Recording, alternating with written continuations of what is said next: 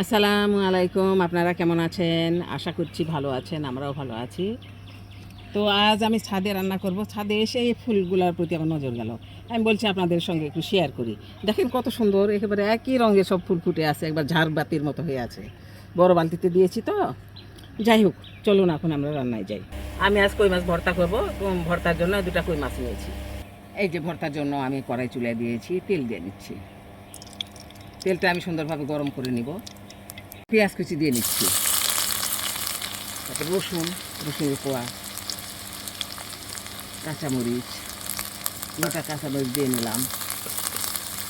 তো পেঁয়াজটাকে ভেজে নিব। পেঁয়াজটাকে আমি হালকা করে ভেজে নিচ্ছি। পেঁয়াজটাকে আমি হালকা নরম করে নিলাম। এখন আমি লবণ দিয়ে নিচ্ছি, হলুদ গুঁড়া। আমি পেঁয়াজটাকে আর একটু ভেজে নেব হলুদ লবণ দিয়ে।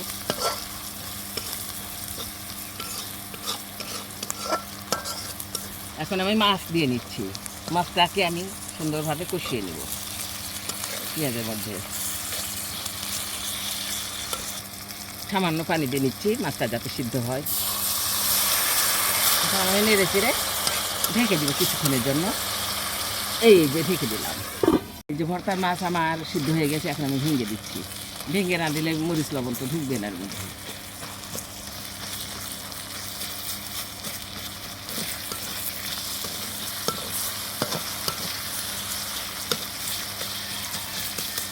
কড়া করে নিবে তো, আর একটু দেরি করতে হবে। আমি এইভাবে নেড়ে চেড়ে একটু সুন্দরভাবে ভেজে নেব। ভর্তাটা আমার হয়ে গেছে। এখন আমি নামিয়ে নেব। নামিয়ে ঠান্ডা করে নিয়ে তারপর ভর্তা বানবো, তখন আপনারা দেখবেন। কই মাছের ভর্তাটা ঠান্ডা হওয়ার জন্য আমি রেখেছিলাম, ঠান্ডা হয়ে গেছে। এখন আমি কাঁটাগুলি বেছে নেব। বড় কাঁটা বেছে নিতে হবে, তাছাড়া আবার। এখন আমি শুকনো মরিচটা ভেঙে নিব। শুকনো মরিচ একটু দিব, কাঁচা মরিচ দেওয়া আছে, শুকনো মরিচও দিব। শুকনো মরিচের একটা আলাদা একটা ফ্লেভার আছে।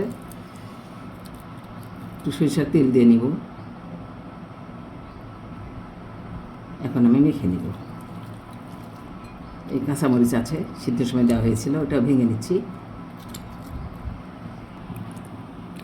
এই যে আমার ভর্তাটা হয়ে গেছে, সব কিছু ওকে। আপনার ইচ্ছা করলে এভাবে ভর্তা বানিয়ে খাবেন, ভালো লাগবে।